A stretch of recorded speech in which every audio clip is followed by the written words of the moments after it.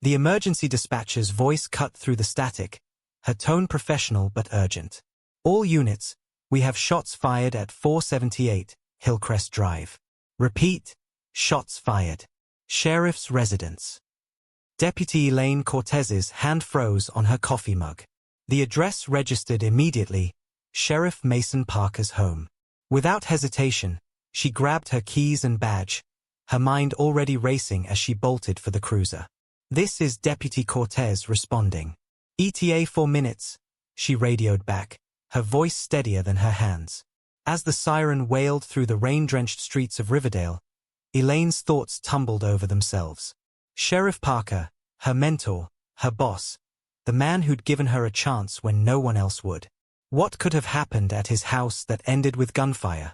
The Wipers fought a losing battle against the downpour as she sped toward the outskirts of town. Lightning flashed, briefly illuminating the Welcome to Riverdale sign. Population 8,763, a number that might have just decreased. Mason Parker had served as Sheriff of Riverdale for 12 years. At 42, he was in his prime, tall, commanding, with a quiet authority that demanded respect without asking for it. His recent re-election had been a foregone conclusion. No one else had even bothered to run against him. The people of Riverdale trusted Mason Parker to keep them safe, just as his deputies trusted him to have their backs. Mason's wife, Vivian, was a different story. 5 years into their marriage, she remained something of an enigma to most of the town. Once a promising artist whose landscapes had drawn attention in galleries 3 counties over, she'd gradually withdrawn from the art world after marrying Mason. Nowadays, she made appearances at town functions on Mason's arm, always perfectly dressed, always smiling, always slightly apart from the crowd. Then there was Clayton Parker, Mason's father. At 65, Clayton showed no signs of slowing down. His construction company had built half the town, including the modern, 2-story home where Mason and Vivian lived. A widower for nearly 20 years, Clayton had poured everything into his son and his business, in that order. His gruff exterior hid a fierce pride in Mason that everyone in town recognized. Elaine had worked under Sheriff Parker for 6 years. At 32, she was the department's rising star, her dedication to the job matched only by her respect for her boss. Mason had taken her under his wing, mentoring her through the challenges of being one of the few female officers in the county. She owed him everything. The cruiser skidded slightly as Elaine turned onto Hillcrest Drive, the sprawling homes set back from the road, sheltered by old oak trees that had survived the economic transformation of Riverdale. Once a prosperous factory town, Riverdale had fallen on harder times after the plastics plant closed 5 years ago. Crime had crept in to fill the vacuum left by vanishing jobs. Petty theft at first, then drug deals, and lately, a string of armed robberies that had the town on edge. The Parker home stood apart from its neighbors, a modern structure of glass, stone, and wood that Clayton had built as a wedding present for his son and new daughter-in-law. It was meant to be a symbol of the perfect life Mason had earned. Tonight, it stood outlined against the stormy sky, emergency lights painting its clean lines in alternating red and blue. Just 3 days earlier, the town square had been filled with cheering residents celebrating Mason's re-election. Elaine could still picture the scene. Mason standing on the courthouse steps, one arm around Vivian's waist, the other raised in acknowledgement of the crowd's approval. Vivian's smile hadn't quite reached her eyes, but few had noticed. They were too busy listening to Clayton's booming voice as he introduced his son, their sheriff, Riverdale's finest. What no one in the celebrating crowd could see was the tension coiled within Mason. For weeks, he'd been working around the clock, trying to solve the string of armed robberies that had left 3 store owners hospitalized and 1 fighting for his life. Each new incident was more violent than the last, and Mason took each assault as a personal failure. That night, as Mason and Vivian drove home from the celebration, the silence between them had stretched like a tightening wire. The brief exchange about Clayton's speech and Mason's preoccupation with work revealed the growing distance between them. Mason's promise that things would calm down soon rang hollow even as he spoke the words, his mind already back at the station, reviewing security footage and mapping patterns. It was the last moment of real connection they'd shared before everything started to unravel. In the weeks that followed, Mason had practically lived at the sheriff's department. The robbery crew had hit 2 more businesses, and the violence was escalating. The latest victim, Old Man Jenkins from the hardware store, remained in intensive care after being pistol-whipped and left to bleed out on his stockroom floor. Summer settled over Riverdale, the heat wave pressing down on the town like a physical weight. Mason Parker stood before the town council, absorbing their concerns about the robbery case while maintaining his professional composure. Though the pressure mounted with each passing day, his thoughts occasionally drifted to Vivian. The photo on his desk a reminder of why he'd become sheriff, to protect what mattered. At home, silence had become the third resident of the house on Hillcrest Drive. Vivian moved through rooms like a ghost, the space between her and Mason growing wider. She tried in those first weeks, notes in his jacket, meals prepared with care, messages unreturned. The king-sized bed they'd chosen together now felt enormous with Mason's side perpetually empty. Eventually, she'd moved to the guest room, telling herself it was so his late returns wouldn't wake her. Her art studio gathered dust. Canvas remained blank, paints dried in their tubes. A rejection letter from a gallery lay crumpled beside her easel, the words lacks emotional resonance underlined in red. How could she pour emotion into canvas when she felt so hollow inside? Clayton's visits evolved from occasional check-ins to daily rituals. He arrived with groceries, with tools to fix what Mason had promised to repair, with stories that made Vivian laugh for the first time in weeks. They fell into a routine, cooking dinner together, sharing wine on the deck as the sun set, his steady presence filling the emptiness Mason had left. He keeps a toothbrush in his desk drawer, Clayton mentioned one evening. Always has, since he was a rookie. Said he never wanted someone he cared about to see him looking less than his best. Vivian nodded, remembering how Mason brushed his teeth before coming to bed even after 30-hour shifts, how he'd apologize for stubble when he kissed her. These intimate details of the man she'd married felt like artifacts from another life. Mason still loved her. She knew this. The problem was that he loved his badge just as much, and lately, the balance had tipped away from her. The strain between father and son grew visible when Clayton visited the station. "You need to come home," he told Mason. "You've got responsibilities beyond this office." Mason's jaw tightened. "I'm keeping people safe. That includes Vivian." "You can't protect what you're not present for," Clayton replied, the words landing like stones between them. As Clayton left, Elaine approached with case files and understanding. Their professional relationship strengthened in the long hours, built on shared dedication.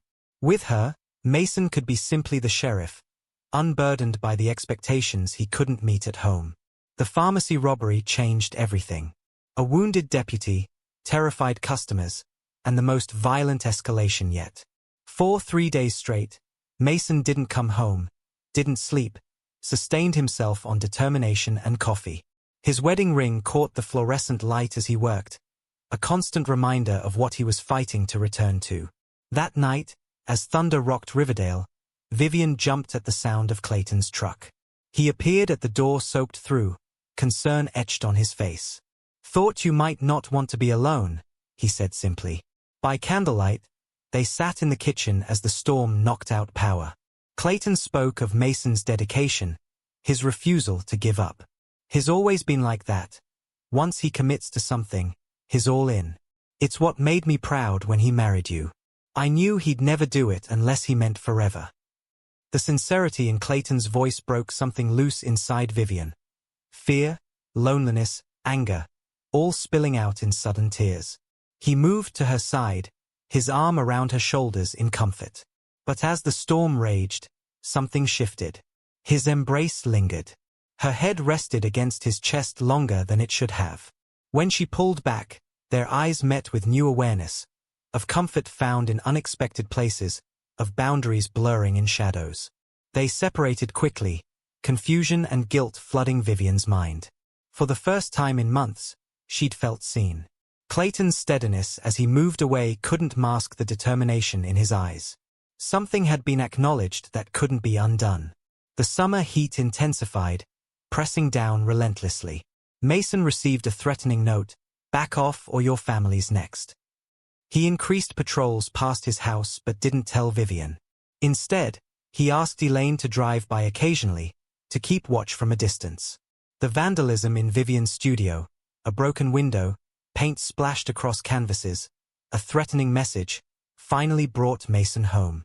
He spent the night securing the house, cleaning up the damage, holding Vivian close for the first time in weeks. In those quiet hours, glimpses of their earlier happiness resurfaced. Mason traced her cheek in the darkness, apologized for his absences, promised things would change. "I just want you safe," he whispered. "Everything I do is to make sure you're safe." By morning, though, the sheriff had reasserted control over the husband. Mason left with a kiss and another promise to return soon, the phantom warmth of his arms fading like morning mist. Financial strain added pressure. The gallery showing interest in Vivian's work had closed. A commission fell through. Clayton noticed her studying the household accounts, quietly offered help, and was surprised when she accepted. One more way he stepped into the void Mason had left. Clayton's health showed subtle signs of decline. A persistent cough he dismissed as allergies. Moments of breathlessness after climbing stairs. Vivian urged him to see a doctor, but he waved away her concerns with the same stubborn pride his son possessed. By mid-August, Mason believed he was close to solving the case. The realization energized him, made him think beyond the badge. He bought a small gift for Vivian, a set of paintbrushes she'd admired months earlier, tucking them in his desk drawer, a promise to himself to bring them home soon, to help her rediscover her passion. That same night, Vivian reached breaking point. Standing in her studio, surrounded by unfinished work, she slashed a knife across a canvas in frustration. Clayton found her there amid the destruction. Without judgment, he helped her clean up, listening as she poured out her sense of failure, her fear that she'd lost herself. "I understand loneliness," Clayton told her quietly. "After Margaret died, I thought I'd never feel connected to anyone again." In the vulnerable silence that followed, something broke open between them. The kiss was brief, unexpected. Neither could have said who moved first. It ended almost as quickly as it began, both pulling back in shock and shame. "I'm sorry," Clayton said immediately. "No, it's—" Vivian pressed her fingers to her lips, confusion washing over her. Before either could say more, the phone rang. Mason, calling to say he'd had a breakthrough. He'd be home tomorrow, he promised. He was going to fix everything. As Vivian hung up, she and Clayton stood on opposite sides of the studio, the line they'd crossed stretching between them like a fault line before an earthquake. In the days following their kiss, Vivian avoided Clayton with determined effort. She ignored his calls, pretended to be out when he visited, and told herself repeatedly that one moment of weakness didn't have to destroy everything. But in Riverdale, avoidance proved impossible. Their paths crossed at the grocery store, at the pharmacy, at the bank. Each encounter weakened her resolve until finally, when he appeared at her door with her old canvases he'd discovered in his attic, her resistance collapsed. "You're too talented to let this gather dust," he said, his appreciation of her art, something Mason had once shared but forgotten, breaking through her final defenses. What began as comfort evolved into passion, rationalized by months of loneliness and genuine affection. Afterward, lying in the guest room, they made promises they both knew were empty. "This can't happen again," Vivian whispered. "I know," Clayton agreed, pulling her closer. But it continued, their connection too powerful to sever. They met when they believed it safe, maintained appearances in public, yet their cautious dance couldn't prevent meaningful glances that observant eyes in Riverdale began to notice. Meanwhile, Mason's investigation accelerated toward conclusion. Working through nights with Elaine at his side, Mason felt closer to resolution than he had in months. During a quiet moment at the station, Mason found himself staring at his wedding photo, the distance in his marriage a physical ache. "Everything okay?" Elaine asked. Mason rarely discussed personal matters, but exhaustion lowered his guard. "Vivian and we're not in a good place." "The case is almost over," Elaine said softly. "You'll have time to fix things. Some things break too completely to repair." Before the planned stakeout, Mason made 2 stops, first to an art supply store for premium paints and brushes as peace offerings, then home to leave these gifts with a promise to be the husband Vivian deserved. The stakeout exceeded expectations. The suspects were apprehended without incident and quickly confessed. 3 months of investigation concluded in a single morning, lifting an enormous weight from Mason's shoulders. "Go home," he told his team. "You've earned it." Instead of completing paperwork, Mason drove home unannounced, energized by success and eager to share it with Vivian. The art supplies sat on the passenger seat, tangible symbols of his intention to rebuild. Clayton's truck in the driveway indicated someone was home, but the house remained unusually silent when Mason entered. He called Vivian's name without response. Moving through rooms that felt strangely unfamiliar after so many absences, he approached her studio, hearing muffled voices behind the door. Mason opened it without knocking, eager to surprise her. The scene seared instantly into his memory. Vivian and Clayton, partially dressed, locked in an embrace that allowed no innocent interpretation. The half-finished canvas behind them showed 3 figures bound by invisible threads: Mason, Vivian, Clayton, caught in a triangle of betrayal. Time froze. Vivian saw him first, her expression shifting from surprise to horror as she pulled away from Clayton, clutching her unbuttoned blouse closed. "Mason," she gasped, "I can explain." Clayton turned slowly, no denial in his posture, only quiet acceptance in his eyes. "Son," he began, but could offer nothing to justify what Mason was seeing. The stillness shattered. With a primal roar, Mason lunged across the studio, his fist connecting with Clayton's jaw with such force that the older man staggered backward into an easel, sending paints crashing to the floor. "Mason, stop!" Vivian screamed, attempting to insert herself between them. He shoved her aside, his face transformed by rage as he drove Clayton against the wall, hands closing around his father's throat. Clayton didn't resist beyond basic self-preservation, which only fueled Mason's fury. Through the roaring in his ears, Vivian's pleas couldn't penetrate the red haze engulfing him. When Clayton finally pushed back with enough force to create distance, Mason's hand moved instinctively to his holster. The service weapon appeared in his grip before conscious thought intervened. "Mason, no!" Vivian lunged forward, reaching for his arm. The gun discharged with a deafening crack. Vivian's body jerked backward, her eyes widening as she looked down at the spreading crimson stain on her blouse. She stumbled, her gaze meeting Mason's in disbelief before she crumpled to the floor. Horror momentarily broke through Mason's rage. But as he turned back to his father, something cold and calculating replaced blind fury. Clayton backed away, hands raised. "Son, think about what you're doing," Clayton pleaded. Mason's eyes narrowed with focused hatred as he deliberately aimed the weapon at his father's groin, targeting the physical source of his betrayal. "You took everything from me," he snarled, voice unrecognizable. The next shots came in deliberate succession. Clayton's scream was primal, agonizing, as he collapsed to his knees, hands clutching his genitals where blood soaked through his clothing. He fell forward onto the studio floor, face contorted in excruciating pain as his eyes met his son's one final time. Silence descended, broken only by ragged breathing. Mason stood amid the destruction, weapon still in hand. The studio resembled a slaughterhouse. Blood spattered across canvases, Vivian struggling for breath, Clayton writhing in agony. As rage dissipated, Mason confronted the reality of what he'd done. Sheriff Mason Parker, upholder of the law, had just committed acts that would destroy everything. Training overtook emotion. He knelt beside Vivian, checking her pulse, applying pressure to her wound while reaching for his phone. "This is Sheriff Parker," he said mechanically. Officer-involved shooting at 478 Hillcrest. Multiple gunshot wounds. Send ambulance and backup immediately.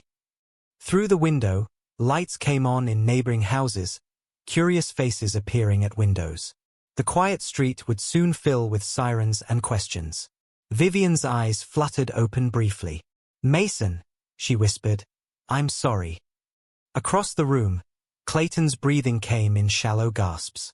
Blood pooled beneath him, spreading across the floor. Despite his agony, his eyes held no accusation, only profound sadness and forgiveness. The wail of approaching sirens grew louder. Mason placed his weapon carefully on the floor and sat between his father and wife, waiting for his deputies to arrive. His face showed nothing but shock, as if he couldn't comprehend what he had done. Deputy Elaine Cortez appeared in the doorway first, service weapon drawn, professional composure fracturing as she took in the scene. "Sheriff." Her voice broke with disbelief. "I found them together," Mason said, tone eerily detached. "They've been having an affair." More deputies crowded the doorway, expressions shifting from confusion to horror. Someone was already calling for additional ambulances, reporting multiple victims with life-threatening injuries. "Sheriff Parker," Elaine said formally, holstering her weapon and removing her handcuffs. "You need to turn around and place your hands behind your back." Mason complied without resistance, feeling the cold metal close around his wrists. As his own deputies led him from the house, past shocked neighbors gathering on lawns, the full weight of what he had done, and what he had lost, began to settle over him like a shroud. News of the shooting spread through Riverdale like wildfire.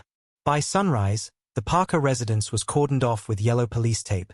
State police vehicles lined the street, and news vans had set up camp.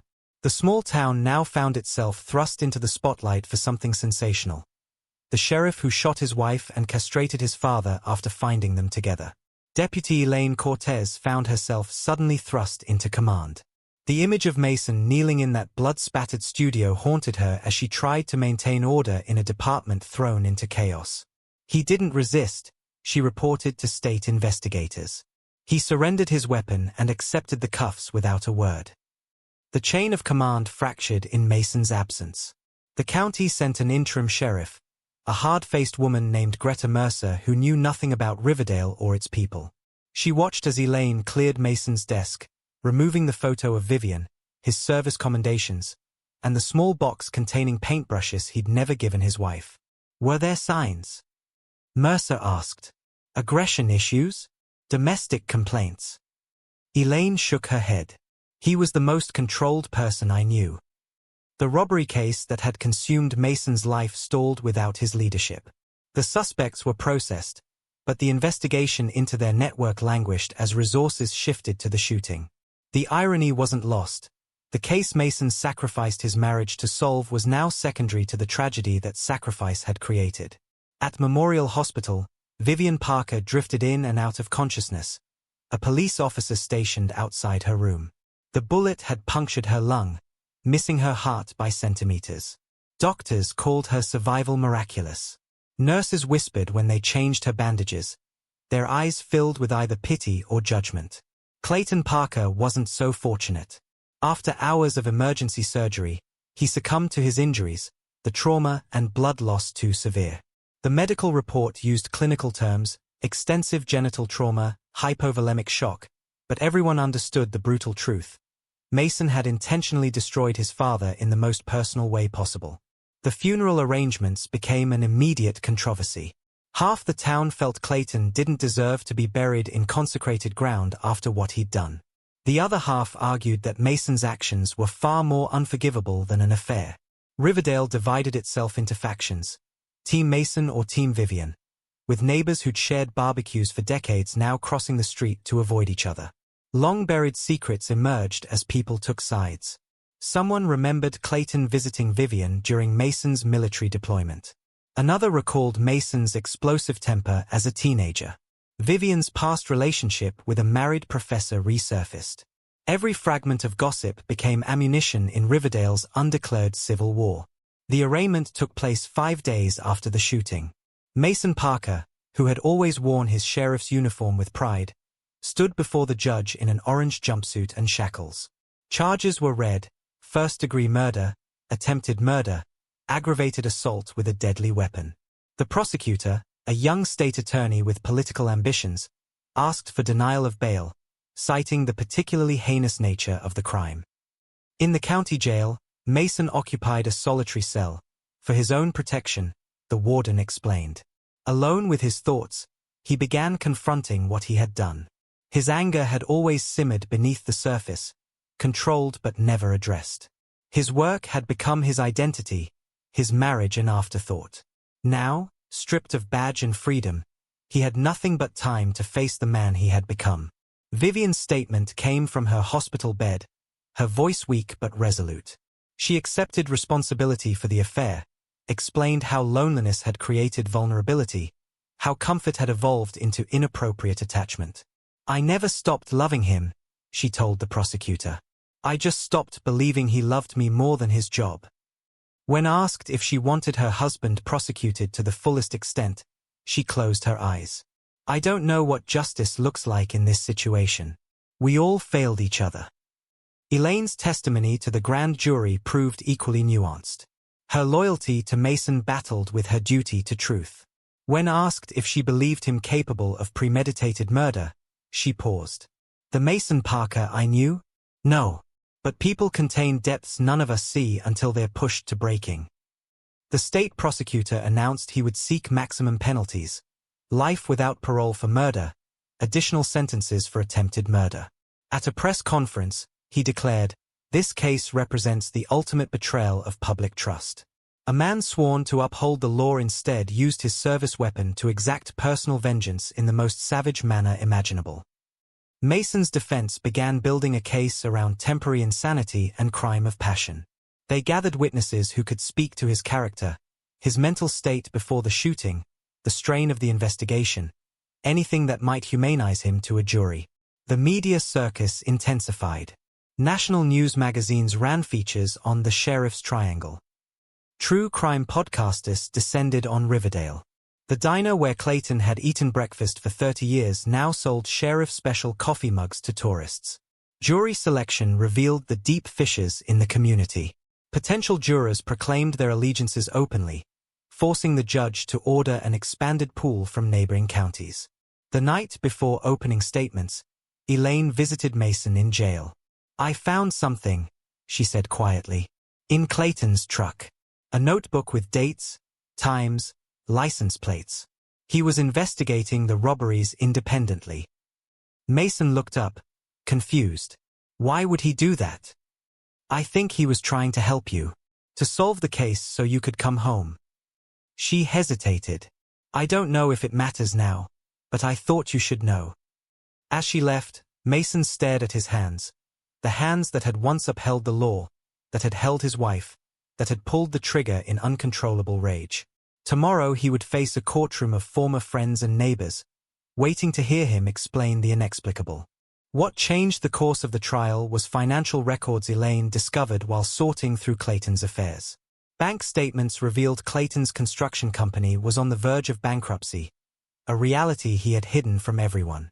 Clayton Parker's business was failing, Elaine testified. He had taken out multiple high-interest loans, mortgaged properties, and was months behind on payroll taxes. The company that built half of Riverdale was about to collapse.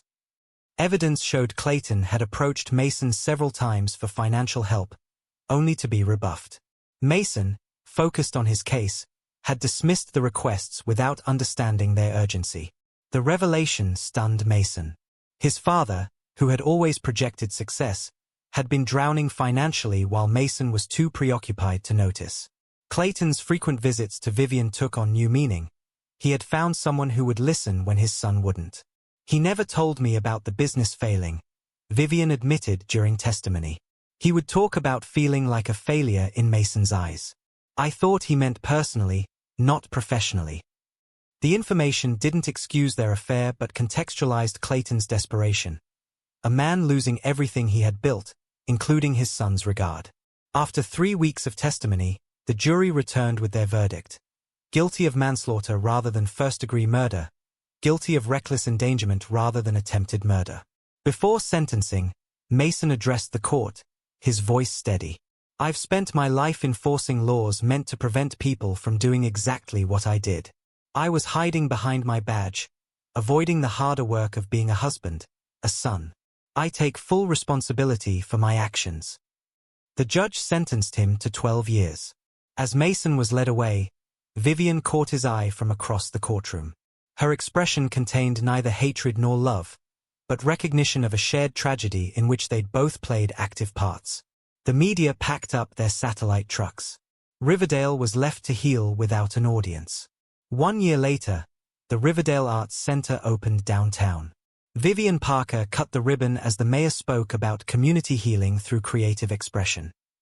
The center would offer art therapy for trauma survivors, with Vivian as director. Her physical recovery had been complete, though she still felt phantom pain where the bullet had torn through her. She'd sold the house on Hillcrest Drive and moved to a small apartment above the center. Mason served his sentence at Oakdale Correctional, where he'd started a program for inmates approaching release. His law enforcement background initially made him a target, but his quiet acceptance of his circumstances eventually earned respect. In the sheriff's office, Elaine Cortez, now Sheriff Cortez, had finally dismantled the robbery network. The case that had indirectly triggered Riverdale's tragedy was closed. Old Man Jenkins, injured in one of the robberies, visited Mason in prison, an act that divided the town. "I hated you for a while," he said bluntly. "Felt like you chose your personal problems over catching the men who did this to me. But hate's a heavy thing to carry. I decided to put it down." 18 months after the shooting, Vivian requested a prison visit. The meeting room felt impossibly small as they faced each other across a scarred table. "I didn't think you'd come," Mason said. "I needed to ask you something. Why you couldn't see what was happening before it was too late. We were drowning, Mason. Both of us." "I think I did see it," he replied. "I just convinced myself that solving the robberies would somehow fix everything else. It was easier than admitting I didn't know how to be the husband you needed." "We both made choices," Vivian acknowledged. "None of this was inevitable." They talked with raw honesty neither had managed during their marriage. There was no tearful reconciliation, just two people finally seeing each other clearly, too late to salvage what they'd broken. As their time ended, Mason reached across the table. "I want you to be happy, Viv. I want you to paint again, to find someone who sees you every day the way I should have." "I'm not looking for that," she replied. "But I am painting again." She left without looking back, leaving her wedding ring on the table, a gesture Mason understood was not cruelty but release. In his cell that night, Mason felt a weight lift. Not forgiveness, but acceptance of his actions, his sentence, the wreckage he'd created and could never fully repair. At Clayton's grave, Elaine laid flowers beside the simple marker. She touched the headstone briefly before walking to the station, where Mason's desk, now hers, stood as a daily reminder of how quickly a life can unravel. Riverdale continued.